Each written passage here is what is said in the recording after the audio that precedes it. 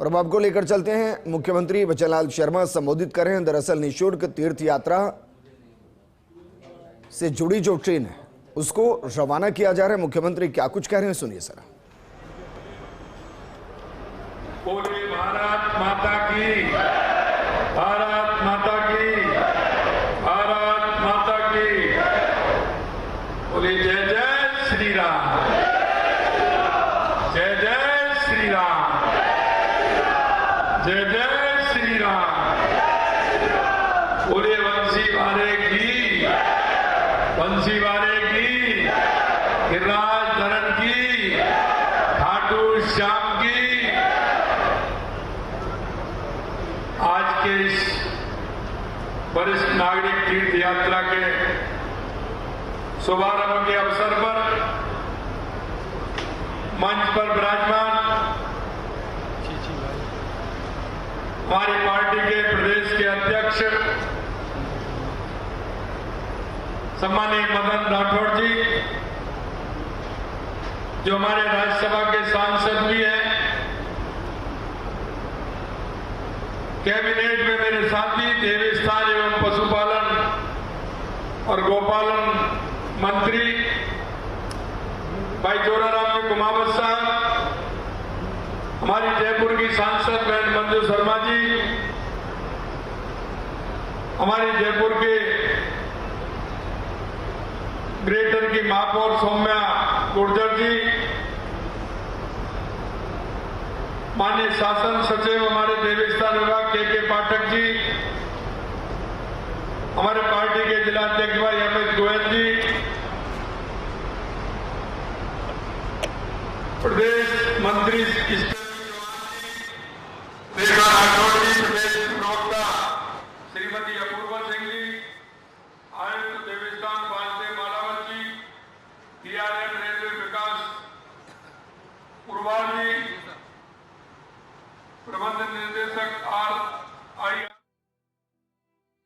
Steffi Chauhan जी, रेखा राठौड़ जी, प्रदेश प्रवक्ता श्रीमती अपूर्वा सिंह जी, आयुक्त देवस्थान वासुदेव मालावत जी, डीआरएम रेलवे विकास पुरवाल जी,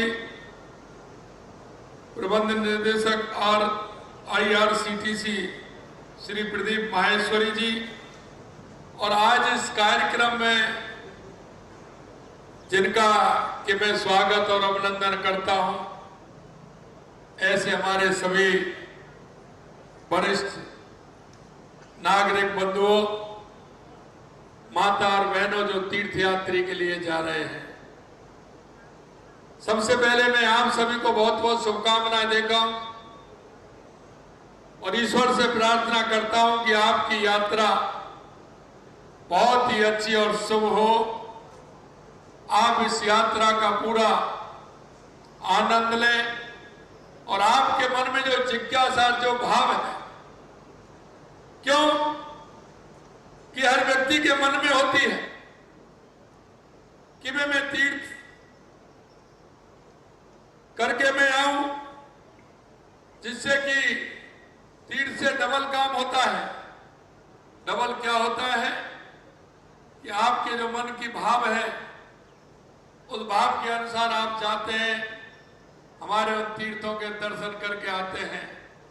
लेकिन दूसरा और है कि आपके जीवन में एक नई जगह देखने का, एक घूमने फिरने का, एक दुनिया को समझने का मौका भी मिलता है।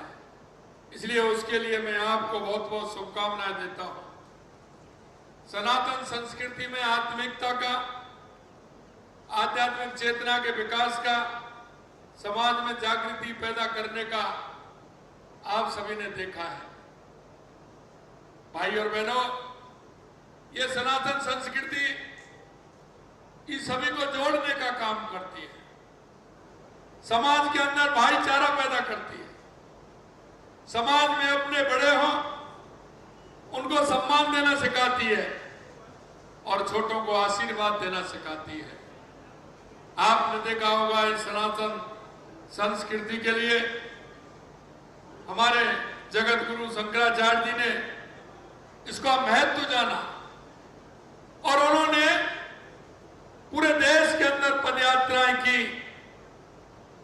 और 4 धाम की स्थापना की। 4 धाम की स्थापना करते हुए उन्होंने इस देश को जोड़ने का काम किया, देश की संस्कृति को जोड़ने का काम किया। और हर व्यक्ति के मन में यह भाव आता है कि मैं मेरे बेटा बेटियों की शादी के बाद या मैं रिटायरमेंट के बाद मैं देशाटन के लिए जाऊंगा और मैं तीर्थ यात्रा करके आऊंगा, फिर आकर के घर में जो हमारी सनातन संस्कृति में है कि कोई बड़ा कार्यक्रम जैसा मन में कार्यक्रम होता है उस कार्यक्रम को करना, सभी रिश्तेदार परिवार सबको बुला करके उनको अपनी संस्कृति का भान कराना, ये हर व्यक्ति के मन में बात आती है। मुझे पता है, लेकिन एक बात मैं कहना चाहता हूं, कई तो उनके ऐसे स्वयं ही होते हैं कि वो तीर्थ यात्रा करके आ सकते हैं, उनके बच्चे भी उनको यात्रा करा सकते हैं। लेकिन मेरे भाई और बहनों, कुछ ऐसे होते हैं जिनके मन में सिर्फ जिज्ञासा करने की तो होती है, लेकिन वो कर नहीं पाते हैं। कारण उनके अनेक अनेक होंगे, लेकिन भाव इस सबके अंदर मन में पैदा होता है कि मुझे तीर्थ यात्रा करके आनी चाहिए। मैं आपसे कहना चाहता हूं, यह सरकार उन सभी का ध्यान रखते हुए उनके भाव और मन के हिसाब से राजस्थान के हमारे वरिष्ठजनों को तीर्थ यात्रा कराने का काम करें। हम चाहते हैं कि हमारे किसी बुजुर्ग के मन में यह बात नहीं आए, हमारी किसी माता के मन में यह बात नहीं आई कि मैं तीर्थ यात्रा वहां जाना चाहती थी, मैं जाना चाहता था, मैं नहीं जा पाया। मैं आपसे यही कहना चाहता हूं, इसलिए हमने संख्या भी बढ़ाई है और ट्रेन को भी एसी करने का काम किया है, जिससे आपको किसी भी तरह से परेशानी नहीं हो। यही नहीं, मैं उन सभी माता पिता के पुत्र और पुत्रियों से भी कहना चाहता हूं, आप चिंता मत करिए, सरकार ने पूरी व्यवस्था की है। उनके साथ बेटा और बेटी बनकर के यात्रा में सरकार के नुमाइंदे जाएंगे और उस यात्रा में डॉक्टर भी होगा, कंपाउंडर भी होगा, दवाई भी होगी और उनको बढ़िया भोजन भी होगा। और भोजन वो होगा जो आप चाहते हैं, जो दिन में खाते हैं, हल्का भोजन करते हैं, जिससे कि आपकी यात्रा सुगम हो, अच्छी हो। मैं उनको कहना चाहता हूं कि उनको माता पिताजी को चिंता करने की कोई आवश्यकता नहीं है। सरकार ये मानते हुए कि ये बुजुर्ग हमारे हैं, ये बुजुर्ग हमारे, ये माता हमारी है, पिताजी हमारे हैं, चाचा जी हमारे हैं, ताऊ जी हमारे, ताई जी हमारी है, चाची जी हमारी है। इनके मन में जो भाव है, क्योंकि अगर काम छोड़ेंगे वो साथ जाएंगे तो घर में काम भी खराब होगा, इसलिए हमारी सरकार ने पूरी व्यवस्था की है, पूरा इंतजाम भी किया है। यहां तक हमने कहा है कि पशुपतिनाथ जी की अगर कोई यात्रा करना चाहता है नेपाल की, तो उसके लिए भी हमने हवाई यात्रा का प्रावधान रखा है कि वो हवाई जहाज से जाएं और पशुपतिनाथ जी की यात्रा करके आए, उनके मन की जिज्ञासा कैसे भी पूरी हो। मैं आप सभी को बहुत बहुत शुभकामनाएं देना चाहता हूं। पर मैं एक बात आपसे कहना चाहता हूं कि आप सभी को जब आप घूम करके आएंगे, देख करके आएंगे, हमारी सनातन संस्कृति की मजबूती देखेंगे और जो हमारे ऋषियों ने, मुनियों ने, शंकराचार्य जी ने जो हमारे मठों की स्थापना की है, हमारे तीर्थों की स्थापना की है, उसके बारे में आपको एक किताब भी मिलेगी। आपको पढ़ना भी है, पढ़ना नहीं आता है तो बगल वाले से जब यात्रा करें तो उन कथाओं को भी सुनना। उनके सहयोग में कई ऐसे हैं जो सुनाते रहेंगे आपको। और मैंने अभी अभी कहा है डीआरएम साहब से कि इस रेलवे में एक आप ऑडियो सिस्टम भी करिए, जैसे कि हमारे बुजुर्ग भजन सुनते जाएं, उनको घर की चिंता नहीं रहे, उनको सिर्फ तीर्थ यात्रा की चिंता रहे। उसमें हमारे भजन भी चले, भगवान राम के भी चले, भोलेनाथ जी के भी चले, और उसमें भगवान कृष्ण के भी चले, दुर्गा माता के भी चले, जिसे आराम से भजन सुनते हुए उनको चिंता नहीं रहे। जब तक यात्रा करें आप अपनी आराम से मन से यात्रा करिए, बिल्कुल भगवान में पूरी तरह से समर्पण भाव से यात्रा करिए। अंत में मैं आपसे इतना कहना चाहता हूं, क्योंकि हमारे उन ऋषि मुनियों ने, हमारे संतों ने, शंकराचार्यों ने हमारे सनातन संस्कृति को मजबूत करने का काम किया है। जब आप लौट करके आए तो आपके पास आपने रिश्तेदार भी आएंगे, गांव के पड़ोसी, मोहल्ला, वो भी आपसे पूछेंगे। मैं इतना ही कहूंगा कि हमारी जो सनातन संस्कृति है उस संस्कृति को बढ़ाने का काम करेंगे। आकर के उनको पूरी कथा सुनाएंगे कि आपकी यात्रा कैसी रही, आप कैसे गए, उनके बारे में तीर्थाटन करके आए, उसकी सारी कहानी उनको सुनाएंगे, जिससे कि हमारी सांस्कृतिक जो हमारी संस्कृति है उसका सभी को आभास हो। आप देख रहे हैं, मैं देखता हूं जब कथा होती है, भागवत होती है, हमारे बुजुर्गों के आंखों में आंसू आते हैं, वो उसके भाव विभोर हो जाते हैं, क्योंकि उनके मन में किसी तरह का कोई पाप नहीं होता है, वो बिल्कुल सहृदय होते हैं सभी। लेकिन हमारे युवाओं के अंदर ये भाव जागृत करना है, क्योंकि आप जब बात करते हैं, क्योंकि आपने देखा, मैं तो पता है मुझे, तो सुबह हम जगते हैं तो माँ धरती माँ को प्रणाम करते हैं, जब खटिया से पैरों को नीचे करते हैं, भगवान का नाम लेते हैं, माता पिताजी के चरण छूते हैं, बड़ों के चरण छूते हैं, कहीं जाते हैं तो उनसे आज्ञा लेकर के जाते हैं, कहते हैं मैं जा रहा हूं। मित्रों, बहुत बात है, बहुत बात है। छोटी बातों का बहुत बड़ा महत्व होता है। सम्मान देना, सम्मान लेना, हमें उनको हमारी संस्कृति का भान कराना। हम बच्चों को कह रहे हैं कि सुबह आप 5 मिनट जाकर के बैठे, बिल्कुल नहाए धोए और काम पर चले गए कि नहीं, भगवान के दर्शन करके जाना है, 4 नाम भगवान के लेकर के जाने हैं, किस तरह से उनको काम करना है। मैं इतना ही कहूंगा कि सरकार ने पूरी तरह से आपका ध्यान रखा है।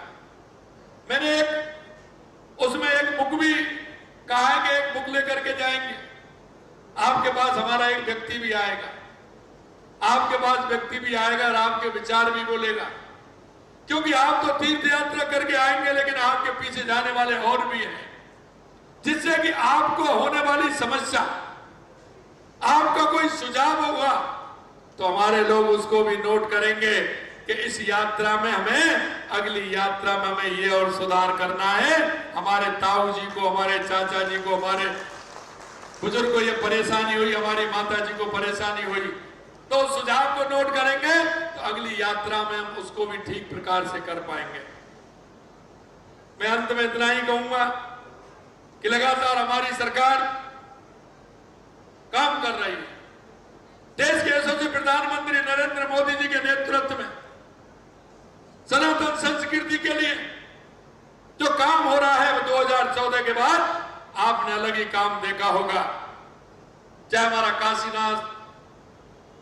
काशी विश्वनाथ का मंदिर हो, चाहे हमारा महाकाल लोक का मंदिर हो, चाहे सोमनाथ का मंदिर हो, या बद्रीनाथ केदारनाथ हो, या अयोध्या में राम मंदिर का निर्माण हो, ये आपने देश के यशस्वी प्रधानमंत्री नरेंद्र मोदी जी के नेतृत्व में देखा है। और मैं यही कहना चाहता हूं, हमारी भी सरकार लगातार काम कर रही है। हमने मंदिरों के लिए लगातार पैसा भी दिया है, हमने पुजारियों का वेतन भी बढ़ाया है, हमने पूजा की सामग्री का पैसा भी बढ़ाया है, और हमने लगातार हमारे जो गुरु पर्व आते हैं उन पर्वों को हमारे मंदिर की ठीक प्रकार से देखभाल हो, उन मंदिर की व्यवस्था ठीक प्रकार से हो, इसके लिए भी काम किया है। हमने हमारे साधु संतों को गुरु पूर्णिमा पर जो हमारे एक आस्था है, गुरु की हम पूजा करते हैं, उसके लिए भी हमने प्रावधान रखा है कि हमारे उन गुरुओं को पूजा करें। और उनको हमने अब की बार लगभग राजस्थान में 225 गुरुओं के लिए पूजा का काम किया है, जो हमारे जनप्रतिनिधि जाते हैं और गुरु पूर्णिमा पर उनकी पूजा करते हैं। हमारी छोटी छोटी लेकिन हमारे सनातन को मजबूत करने वाली बात है। आप सभी लोगों को मैं फिर से शुभकामना देता हूं और यही मैं कहना चाहता हूं कि निश्चित रूप से आप दर्शन करके आइए, आपकी यात्रा सुगम हो, अच्छी हो और आपकी इस यात्रा से आपके जो मन के मनोरथ हैं वो पूरे हों। इतना ही मैं कहता हूं। आप सभी लोगों के एक बार दर्शन मुझे हुए हैं, निश्चित रूप से मैं धन्य हुआ कि आप सभी तीर्थ यात्रा के लिए जाते हैं, जा रहे हैं। मैं आपको सभी को प्रणाम करता हूं, नमन करता हूं, आप सभी के यात्रा की शुभकामनाएं करता हूं। आप सभी को बहुत बहुत धन्यवाद, क्योंकि ट्रेन अभी निकलेगी, जाएगी। कहने को तो बहुत कुछ है, लेकिन मन का भाव मेरा जो मन में था आप सभी के प्रति वो बातें मैंने कही हैं। आप जब यात्रा से लौट करके आओगे, निश्चित रूप से आपके मन की अनुभूति और बहुत बड़ी होगी, जिससे हमारे राजस्थान को फायदा मिलेगा, हमारी संस्कृति को फायदा मिलेगा। आप सभी को पुनः बहुत बहुत धन्यवाद। जय हिंद, जय भारत, जय राजस्थान। बोलिए खाटू श्याम भगवान की, बोले बंसी वाले की, जय जय श्री राम। बोलिए रामेश्वर भगवान की, बोलिए रामेश्वर भगवान की। धन्यवाद। मुख्यमंत्री भजनलाल शर्मा को आप सुन रहे थे। उन्होंने आत्मीयता के साथ अपनी बात को रखा और उन्होंने कहा कि जो बुजुर्गों के साथ इस यात्रा में जा रहे हैं वो बेटे और बेटी की भूमिका निभाएंगे। उन्होंने बताया कि कैसे कुछ ऐसे माता पिता होते हैं जिनकी इच्छा होती है लेकिन तीर्थ यात्रा नहीं कर पाते। सरकार उनका ध्यान रखेगी, सरकार उनके मन के भावों का सम्मान करेगी। बुजुर्गों के मन में ऐसी बात ना आए कि हम जा नहीं पाए। सरकार उनके लिए उसी बेटे की भूमिका में नजर आएगी। 800 वरिष्ठ नागरिकों की ये तीर्थ यात्रा, जिसको मुख्यमंत्री भजनलाल शर्मा रवाना करेंगे और बाकायदा एसी कोच की व्यवस्था की गई है, क्योंकि जिस तरीके की गर्मी है उसमें बुजुर्गों का ख्याल बिल्कुल वैसे रखने की कोशिश ये सरकार कर रही है जैसे एक बेटा एक बेटी रखते हैं। उन्होंने कहा कि